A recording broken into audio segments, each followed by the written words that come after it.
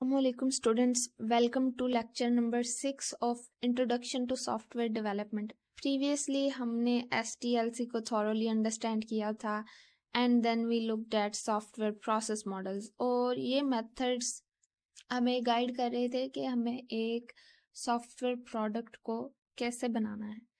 But there is something जो कि occur करती है और happen होती है even before starting the development of a software product. That is the planning phase. और जो management का काम है वो चलता रहता है while we are building our software product. It's not specifically for a software product. आप किसी भी project को बनाने के लिए इस मेथड को या इन फेजेस को फॉलो कर सकते हैं even if you are building a physical product.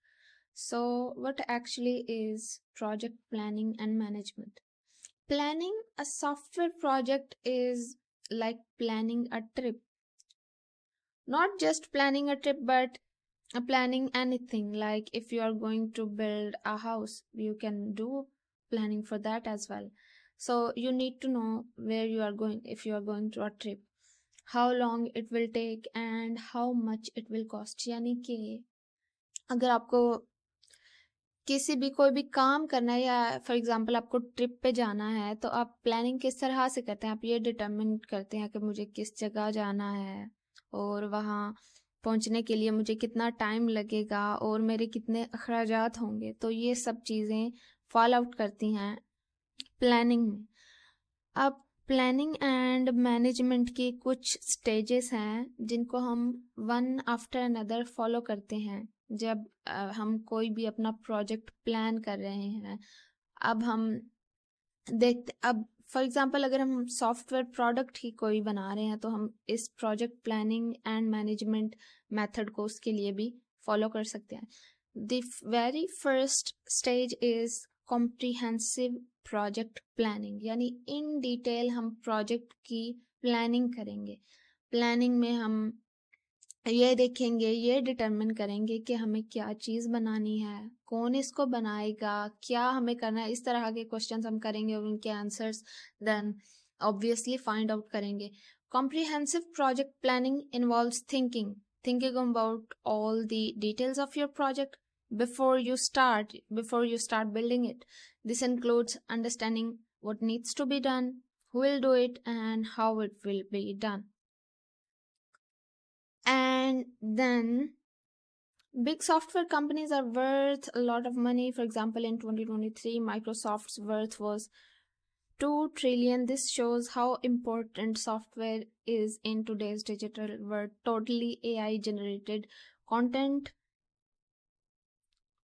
but I'm not supposed to comment on that. Next phase is setting project timelines. What does that mean? इसका मतलब है कि हम प्रोजेक्ट के साथ टाइम ड्यूरेशंस को एसोसिएट कर देते हैं कि इस पर्टिकुलर चीज़ को या इसके इस पार्ट को डेवलप करने के लिए इतना टाइम लगेगा. एक काइंड ऑफ एस्टिमेट्स करते हैं even before building that product. Setting project timelines means deciding how long each part of the project will take. For example if it's a software product और इसके डिफरेंट पार्ट्स ये हैं कि जैसे for example आप waterfall model को follow करके इसको बना रहे हैं तो सबसे पहले कौन सी फेज़ आती है रिक्वायरमेंट या एनालिसिस की, रिक्वायरमेंट गैदरिंग या एनालिसिस की फ़ेज़ आती है. तो आप मेंशन करते हैं कि इसको इतना टाइम लगेगा, 2 days का लगेगा या आवर्स में लिख सकते हैं. जो भी जिस टाइप का प्रोजेक्ट होगा ये टाइमलाइंस उसी तरह से वेरी करती जाएंगी. दिस हेल्प्स और रिक्वायरमेंट की फेज़ इतना टाइम लेगी, डिज़ाइन फेज़ इतना टाइम लेगी, कोडिंग फेज़ इतना लेगी and so on. This helps keep the project on track and ensures it gets done on time. यानी अगर हम चीज़ों के साथ टाइमलाइंस एसोसिएट कर देंगे तो हम भी प्रोएक्टिव होंगे कि हमें विद इन दिस ड्यूरेशन ये हमने टाइम सेट किया तो इसके अंदर हमें काम करना है तो हम ज़्यादा एक्टिवली काम करेंगे, हमारा ध्यान उस पर होगा, फोकस होगा, तो हम we can keep things on track और इस तरह से we can get it done on time.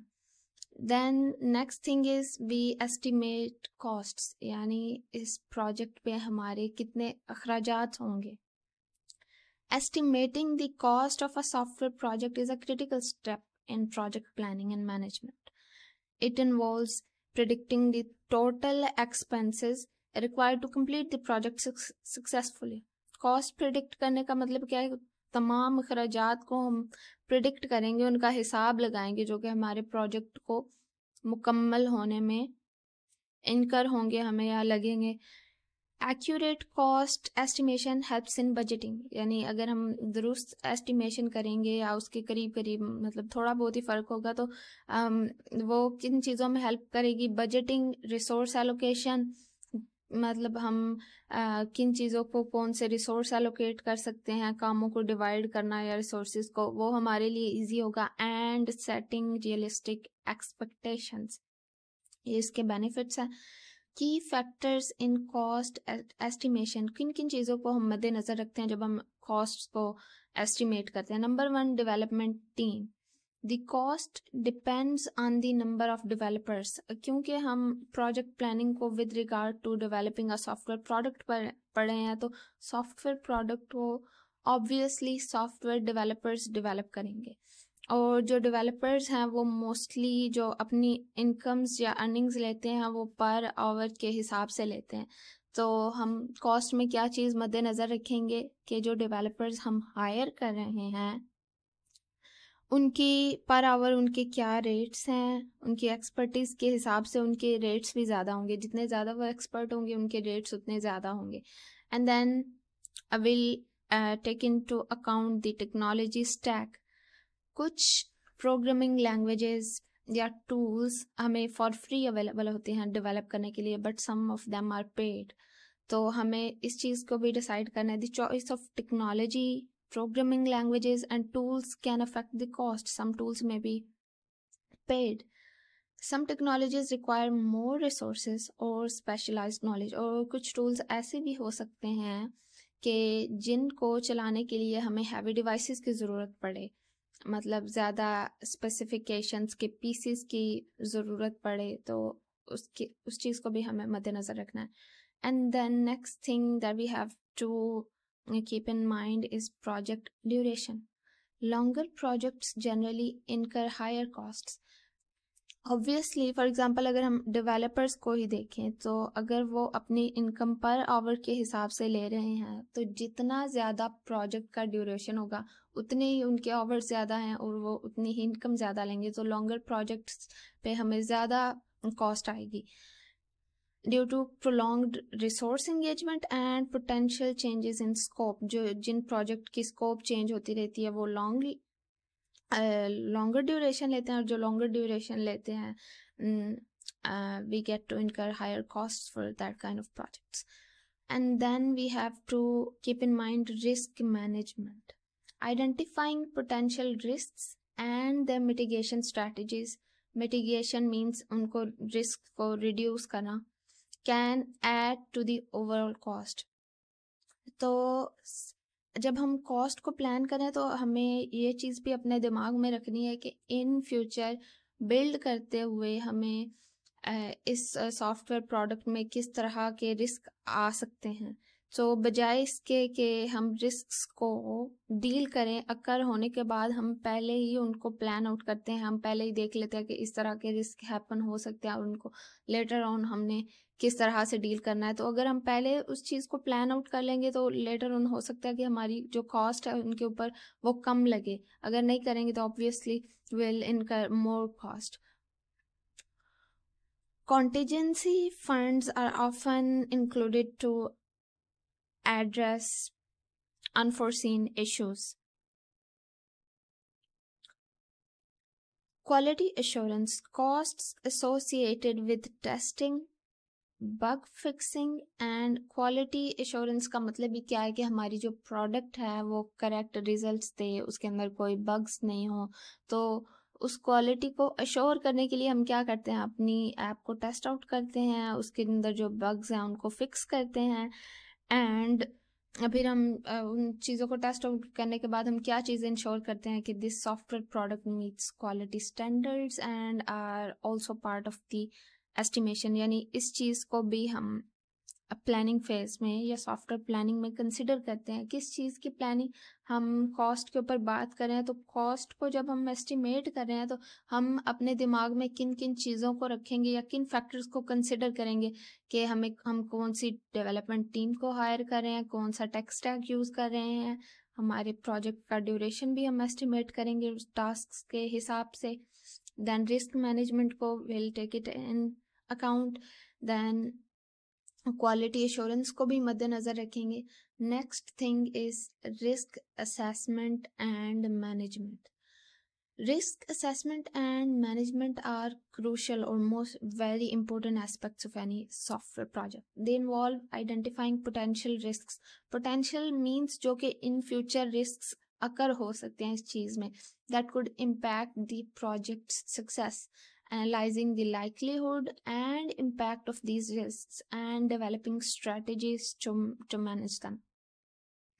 Risk identify करने में क्या क्या काम आते हैं कि हम पहले आइडेंटिफाई करते हैं जो रिस्क्स इन फ्यूचर हैपन हो सकते हैं। फॉर एग्जांपल हम कोई सॉफ्टवेयर प्रोडक्ट बनाने जा रहे हैं जिसके अंदर काफ़ी यूज़र्स हैं और हमारे पास पोटेंशियल रिस्क ये है कि यूज़र्स का डेटा जो है वो सिक्योर नहीं है, इनसिक्योर हो सकता है, डेटा लॉस हो जाए या इस तरह के कुछ चेंजेस। तो अगर बिगर एप्लीकेशन है तो हो सकता है कि वो उसकी प्रोग्रेस स्लो डाउन हो जाए लार्ज नंबर ऑफ यूज़र्स की वजह से। तो हम इस तरह के पोटेंशियल रिस्क्स को आइडेंटिफाई करते हैं जो इन फ्यूचर हैपन हो सकते हैं, और फिर हम ये देखते हैं कि इन रिस्क्स का प्रोजेक्ट की सक्सेस के ऊपर क्या इम्पैक्ट हो सकता है, और हम इनके लाइकलीहुड मतलब ये इनका इम्कान कि ये रिस्क इस रिस्क के हैपन होने के कितने इम्कान है, इस चीज़ को डिटर्मिन करते हैं। एंड हम कुछ डेवलप करते हैं स्ट्रेटजीज का, हम कुछ स्ट्रेटजीज मतलब कुछ ऐसे इकदामात करते हैं जो हमें हेल्प करें इन रिस्क्स को मैनेज करने में।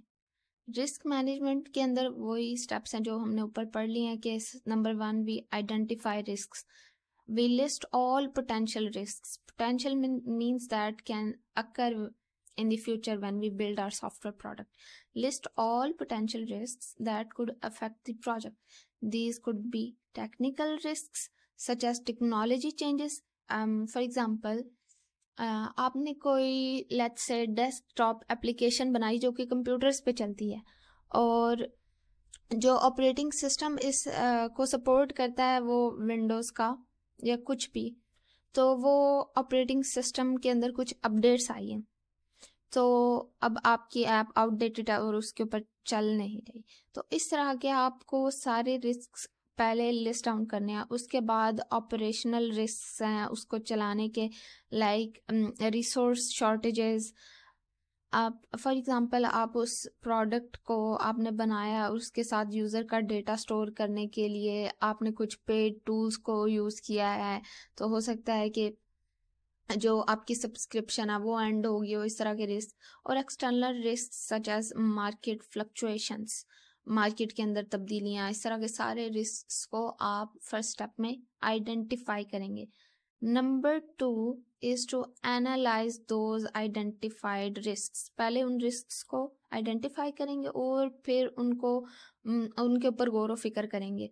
You will evaluate the likelihood of each risk, यानी कितने इम्कान है इस पर्टिकुलर रिस्क के अकर होने के या हैपन होने के, and it's potential impact on the project. Evaluation के अंदर या एनालिसिस के अंदर आप क्या करते हैं, जो रिस्क आपने लिस्ट डाउन किए थे आप देखते हैं कि कितने % चांसेस हैं कि ये हमारे प्रोजेक्ट के अंदर अकर हो सकते हैं, और अगर ये अकर हुए, हैपन हुए, तो फिर इनका प्रोजेक्ट के ऊपर इम्पैक्ट क्या होगा।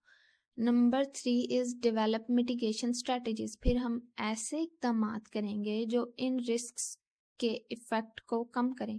For each significant risk develop a plan to reduce its likelihood और मिनिमाइज इट्स इम्पैक्ट। नंबर 3 में हम क्या करते हैं, जो रिस्क्स हमने आइडेंटिफाई किए हैं उनको रिड्यूस करने के लिए, कम करने के लिए तरीकाकार बनाते हैं. We develop some strategies to reduce the likelihood of those risks. This could involve adding buffers to the schedule, securing backup resources और कंडक्टिंग एडिशनल टेस्टिंग. यानी इसके अंदर कोई भी काम हो सकते हैं रिस्क के हिसाब से, जो रिस्क हुआ उसके लिए उस टाइप की स्ट्रेटजी आएगी. Monitor and review. नंबर 4 ये है कि अब जब हम प्रोजेक्ट बना रहे हैं तो हम कंटिन्यूसली उसको सुपरवाइज करेंगे, मॉनिटर करेंगे कि कहीं कोई रिस्क होने वाला है तो पहले से हम कॉशियस हैं, हम पहले से जो करना है कि अभी ये रिस्क हैपन हो सकता है और हमें एक्टिवली इस चीज़ पे गौर व फिक्र करना है. और ताकि इन द फर्स्ट प्लेस हमारी कोशिश ये होगी कि रिस्क हैपन ही नहीं हो, लेकिन अगर वो हुआ है तो हमारे पास स्ट्रेटजीज हैं टू मिनिमाइज दैट. तो continuously we monitor the project for the new risks and review existing risks to adjust strategies as necessary. मतलब हम कंटिन्यूली अपने प्रोजेक्ट को मॉनिटर करते रहते हैं, रिव्यू करते रहते हैं कि कोई न्यू रिस्क इसके अंदर अगर अकर हो तो हमारी जो पिछली स्ट्रेटजीज हैं हम उनको किस तरह एडजस्ट कर सकते हैं नए रिस्क के साथ डील करने. अब जब हमने प्रोजेक्ट को प्लान आउट कर लिया, ये सारे काम कर लिए हैं, उसके बाद हम एक्चुअली अपने प्लान को एग्जीक्यूट करेंगे. कोई अगर ये कोई सॉफ्टवेयर प्रोडक्ट है तो कोई भी प्रोसेस मॉडल चूज करेंगे लाइक वाटरफॉल और एजाइल मॉडल और अपनी प्रोडक्ट को बना देंगे. This is the phase where actual development work happens. The team writes codes, creates designs, and builds the software based on the project plan. It requires teamwork, coordination, and regular updates to stay on track. यानी execution phase में हम finally अपने plan को execute करते हैं या चलाते हैं या उसके ऊपर अमल दरामद करते हैं. और इसके लिए क्या क्या चीज़ें होना ज़रूरी हैं कि जो लोग हैं वो टीम वर्क करें आपस में, जो सारे डेवलपर्स हैं आपस में कम्युनिकेशन करें, अच्छी प्रोडक्टिव कम्युनिकेशन करें, एक दूसरे के साथ कोऑर्डिनेशन करें और जो रेगुलर अपडेट्स हैं अपनी प्रोडक्ट के अंदर वो करते रहें ताकि वो काम ये अच्छे तरीके से सरंजाम दे सके. Next thing is quality assurance. Product बनाने के बाद हम क्या चीज़ अश्योर करेंगे, उसकी क्वालिटी.